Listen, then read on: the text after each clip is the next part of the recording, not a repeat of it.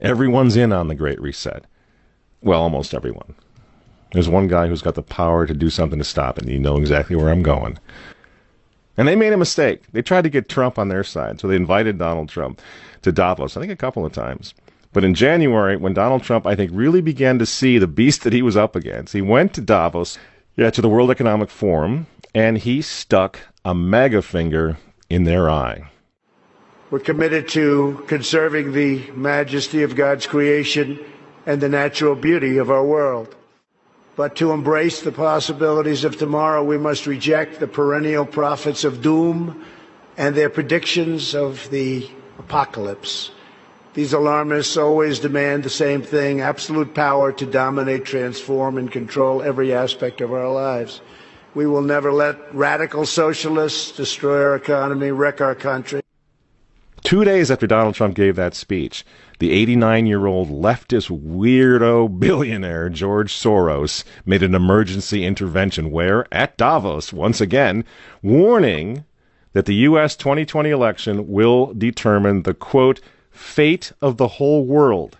Now, in the context of Davos, take a look at this one more time. This is a month after Donald Trump addressed Davos and stuck the MAGA finger in their face.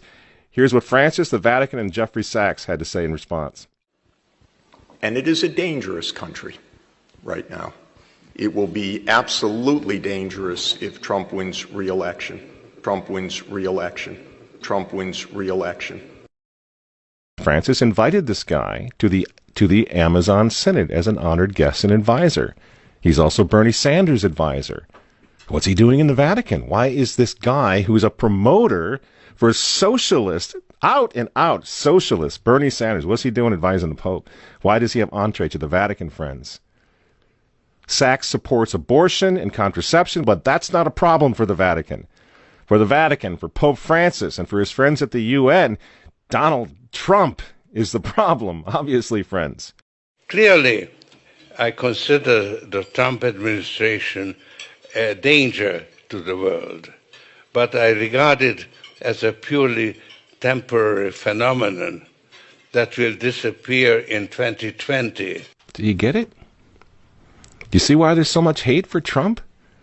Because with all of his faults, again, he's the capitalist. He's not the globalist. He never will be one of them, which is why he pulled the United States out of the Paris Climate Agreement. Donald Trump pulled the United States out of the World Health Organization. That's Bill Gates and company. And now he's threatening to pull the United States out of the World Trade Organization. People say, yeah, well, Donald Trump got married twice. He's a bad guy. Really? He's right in the face of the demons on this, friends. Nobody ever said he was a saint. He's knocking the sacred cows of the United Nations down all over the world right now. The General Assembly routinely votes 185 against the United States on almost everything right now. And you remember, speaking of the United Nations, in November of 2019, again, right before COVID landed, Trump went to the UN, on the floor of the General Assembly, and he declared war on globalism. Wise leaders always put the good of their own people and their own country first. The future does not belong to globalists. The future belongs to patriots. And shortly after the speech at the UN, Donald Trump delivered, what do you think happened? The coronavirus was unleashed on the world, and Trump's booming U.S. economy went on life support. Do you think that was an accident? So when they tell all of us to stay home, wear your mask so grandma doesn't get sick, please understand what's really going on here. They don't care about your grandmother. They don't care about old people, these people. They don't care about babies. They want them aborted so that they can save the common home. Abort babies, millions of them all over the world. They don't care about babies. They don't care about old people. In fact, if you want to save your grandma, tell the globalists to stay the hell away from her. You remember how some of them, like Cuomo and characters like this, were running COVID recovering patients through nursing homes? That's how much they care about grandma. And the name of the game now is to bring the United States economy to its knees, get it out of the way, so that everyone will want the Great Reset. Make the new normal so intolerably abnormal that even you and I, maybe, at some point in the near future, will be begging for the vaccines because we'll be driven crazy by that point.